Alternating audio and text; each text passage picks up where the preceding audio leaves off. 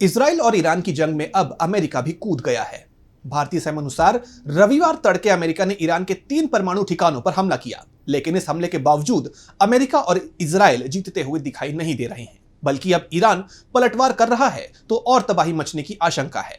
इस बीच भारत में मोदी खुलकर ईरान के साथ नहीं खड़े हैं, जिस पर अब नेशनल कॉन्फ्रेंस के नेता फारूक अब्दुल्ला ने मोदी को चेतावनी दी है और ट्रंप का खेल भी समझाया है। इजराइल ईरान की जंग से अब तीसरे विश्व युद्ध का खतरा तेज हो गया है। इजराइल मान रहा है कि अमेरिका के बम गिराने के बाद अब उसकी जीत निश्चित है।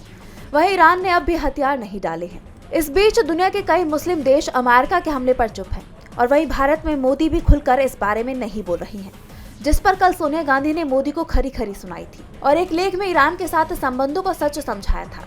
वहीं अब नेशनल कॉन्फ्रेंस के नेता फारूक अब्दुल्ला ने मोदी सरकार के रवैये पर दुख जताते हुए कहा है कि ईरान को नुकसान, भारत को भी नुकसान है, क्योंकि तेल की हमारी जरूरत वहीं से ज्यादातर पूरी होती है। अफसोस तो मुझे इस बात का है, मुस्लिम ममालिक जो वहाँ पे हैं कि वो चुपचाप बैठे हो तमाशा देख रहे हैं।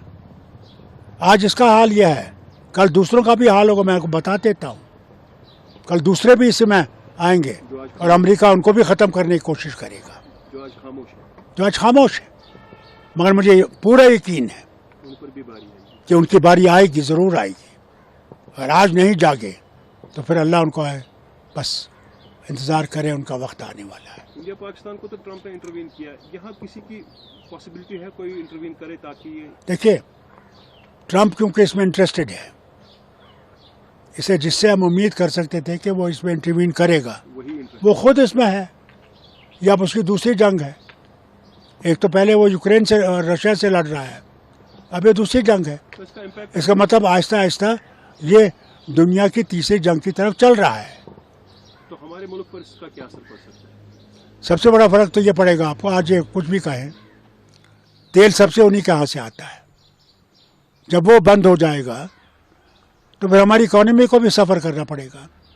ये कभी भूलिए मत, हम कितना चिल्लाए आसमान से, हमारे पास बहुत ज़ख़ीरे हैं। ज़ख़ीरे हर वक्त नहीं रहते हैं, ज़ख़ीरे ख़त्म हो जाते हैं। इसलिए हमें भी अपना क्या खदशात है इंडिया पाकिस्तान के दरमियान फिर से इस तरह के? क्या पता, कुछ पता नहीं क्या होगा, अल्लाह जानता है, कुछ कह नहीं सकते। ट्रंप साहब ने अभी वहाँ के फील्ड मार्शल को खाने पे बुलाया था। उन्हें जो उनकी परेड है उसमें उनके मेहमान हैं। मुझे नहीं पता वो कौन सी खेल खेल रहा है। एक तरफ से हिंदुस्तान को भी रखा है हाथ में, पाकिस्तान को भी हाथ में रखा है। क्या पता वो क्या करना चाहता है। फारूक अब्दुल्ला ने ट्रंप का खेल, पाकिस्तान की नियत और मोदी की चुप्पी सब पर अपनी बात रखी है। अब देखना होगा कि मोदी देश के दूसरे नेताओं की बात सुनते हैं या नहीं। टीवी लाइव की रिपोर्ट।